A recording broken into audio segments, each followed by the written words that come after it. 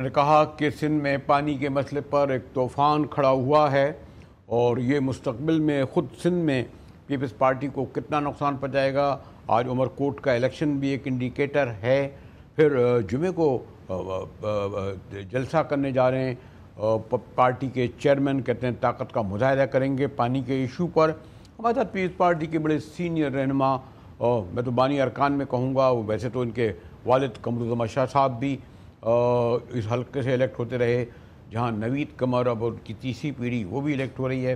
جیسے میں نے کہا، خاص طور پر پانی، بجلی، انرجی اور معیشت پر نوید قمر گہری نظر رکھتے ہیں،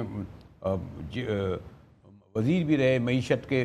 شکریہ نوید قمر۔ آج کل اسلام آباد میں آپ کا زیادہ قیام ہوتا ہے، لیکن بہرحال آپ نے اس اہم ایشو کے لیے وقت نکالا، اور یہ بھی ہے کہ آپ سے ایک دیرینہ تعلق ہے، لیکن گفتگو شروع ہی ایک تلخ سوال سے ہوگی۔ میں قطعی طور پر اپنے کو پاشی یا بجلی یا نہر یا اکانومی کا ایکسپرٹ نہیں، بس ایک طالب علم ہی سمجھتا ہوں۔ آپ تو ماشاءاللہ اتھارٹی ہیں۔ بہت ہی سادہ سا سوال ہے نوید قمر صاحب، کہ جون 23 میں یہ SIFC کے کوئی ایک ادارہ بنایا گیا، کہتے ہیں یہ پارلیمان اور آئین سے باہر تھا، یعنی پارلیمان کے ہوتے ہوئے اگر ایسے ادارے بنتے ہیں تو اس کے انڈر میں ہونا تھا۔ پھر اس نے گرین پاکستان انیشیٹو کا منصوبہ بنا، اور کہا گیا کہ جی فوج نے کوئی 76 لاکھ زمین جو چولستان کی تھی بنجر، وہ لی۔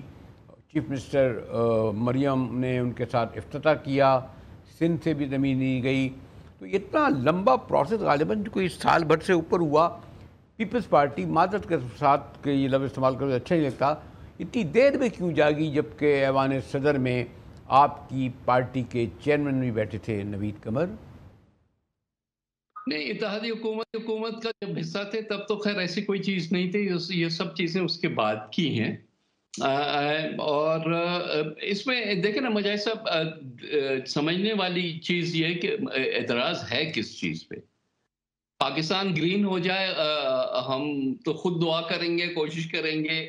زمین چاہیے، زمین بھی مل جائے گی، کیونکہ زمین کا تو وہ نہیں ہے نا اسکیسٹی۔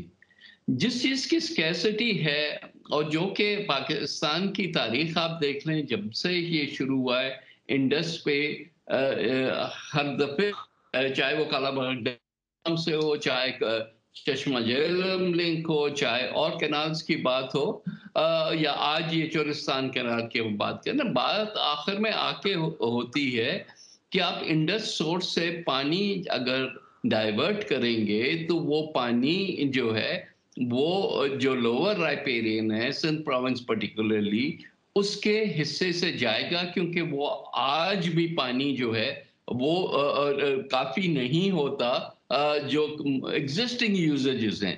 تو آپ ایگزسٹنگ یوزیجز کو بائی پاس کر کے نئی یوزیجز جب بنانے کی بات کرتے ہیں تو ظاہر ہے کہ ایک بہت بڑی تشویش آتی ہے ایک شخص کے۔ آپ سے ان کے کسی بندے سے بات کر لیں، اس کو یہ تشویش ہوگی کہ پانی اگر چلا گیا تو ہم اپنا جو ہے باقی کاروبار کیسے چلائیں گے، زراعت کیسے کریں گے۔ میں پہلے بھی اعتراف کر چکا ہوں کہ میری بالکل اس پہ کوئی مہارت نہیں ہے، اور آپ سے تو میں گائیڈ لائن ہی لینا چاہ رہا ہوں، اور آپ کی تمام باتیں بھی قبول ہیں، لیکن اگر پنجاب جو آپ کی اتحادی حکومت بھی ہے اس کی ترجمان تو کھل کر کہتی ہیں کہ جناب ہمارے پاس دستاویزی ثبوت ہیں کہ آپ کے صدر آصف علی زرداری نے اس پہ دستخط کیے ہیں۔ یہ والا جھوٹ سن سن کے ہمارے کان پک گئے ہیں۔ ڈینائل 50 دفعہ دے دیں، پھر بھی 100 دفعہ کے بعد یہ پھر وہی بات آتی ہے، کیا وہ کتے کی دم ہے جو کہ ٹیڑھی کی ٹیڑھی رہے گی۔ کتنی دفعہ کہیں، صدر نے آ کے پارلیمنٹ میں بتا دیا۔ بھائی پہلے چیز تو یہ کہ آپ یہ تو بتائیں، قانون بھی آپ بھی جانتے ہیں، لوگ جو آپ کے سن رہے ہیں وہ بھی جانتے ہیں کہ صدر کے پاس اختیار کون سا ہے جس میں انہوں نے منظوری دے دی، اور پھر کہتے ہیں انہوں نے دستخط کیے ہوئے۔ کس چیز پہ دستخط کیے ہوئے ہیں بھائی؟